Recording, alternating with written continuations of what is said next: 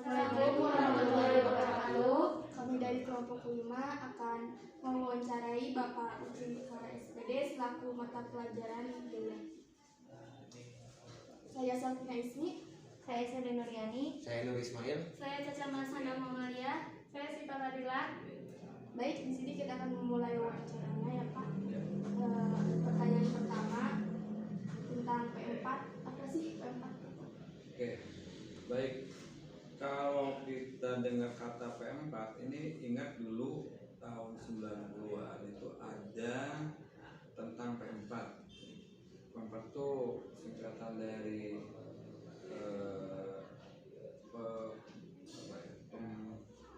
pembelajaran tingkatan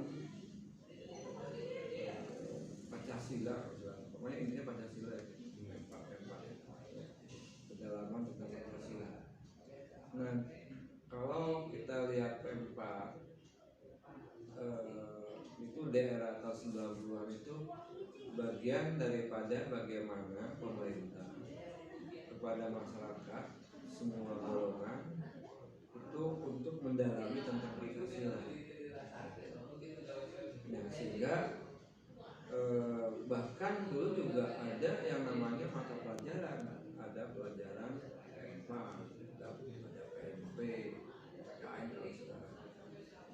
Nah, sehingga Pancasila dulu betul-betul di P4 itu didalami, sehingga ada siswa itu di kelas itu ada yang namanya cerdas cermat, ada pelajaran apa namanya ya, lomba dari per kelas, antar kelas sampai sekolah kita sampai ada juara kelompok mana itu ada cerdas cermat tentang Pancasila. Jadi Pancasila ini adalah pendalaman dari butir-butir yang 5 sila itu. Dari 5 sila itu dikembangkan menjadi berapa? 36 butir Pak. 36 poin penuh. Nah dari 36 itu jadi banyak lagi. Jadi sila ke-1 aja itu udah berapa? Pendalamannya sila kedua berapa? Sila ketiga berapa? Itu dulu.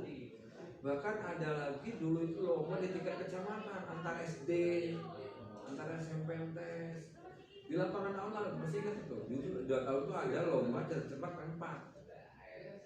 Sehingga tiap sekolah itu ada utusan 1 regu 3 orang.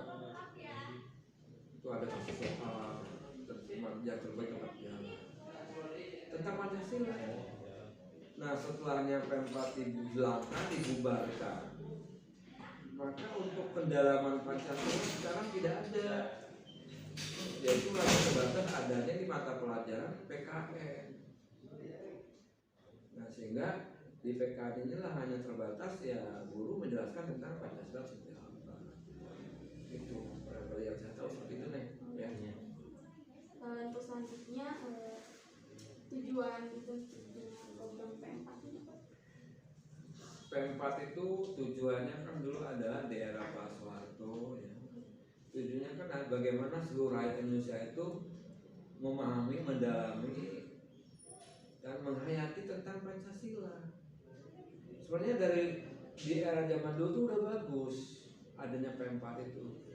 Bagaimana Pancasila sebagai ideologi bangsa kita itu didalami dan dihayati oleh rakyat. Sampai di persekolah juga kan ada lomba cerdas cermat P4, dilombain sampai ada dihafalin. Itu bagaimana sila ke-1 penghayatannya, sila kedua penghayatan juga apa. Semua sila itu semuanya sampai dikupas habis lah. Sehingga rakyat itu anak-anak sekolah itu paham tentang Pancasila.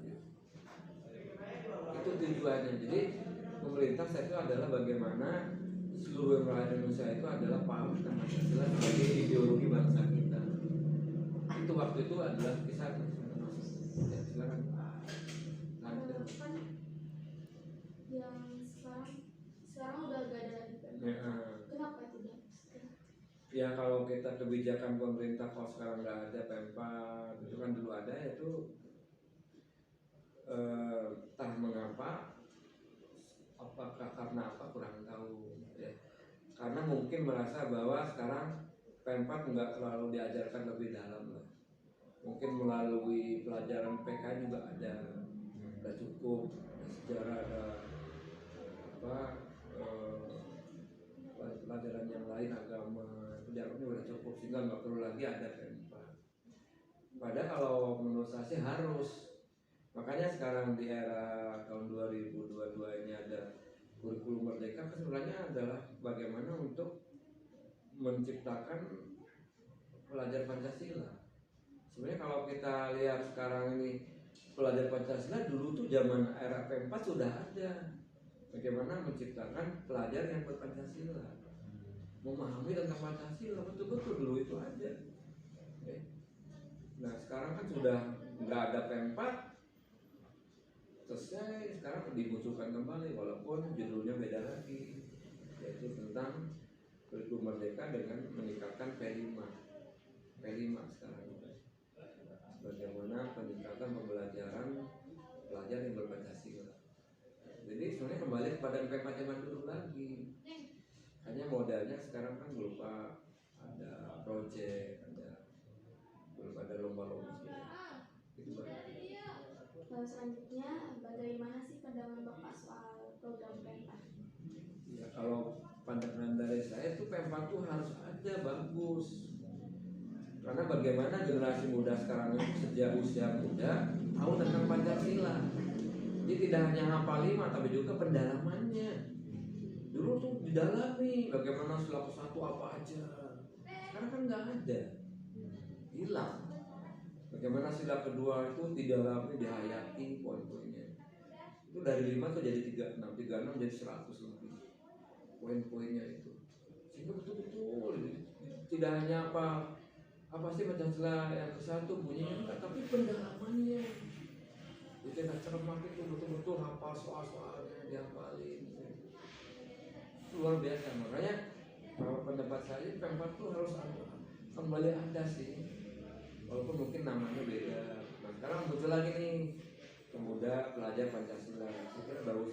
Hanya nanti kedepannya seperti apa? Apakah nanti ada cerdas cermat, ada semacam dilombain, itu belum tahu. Terima kasih Bapak ya udah mau sebagai narasi kepada kami.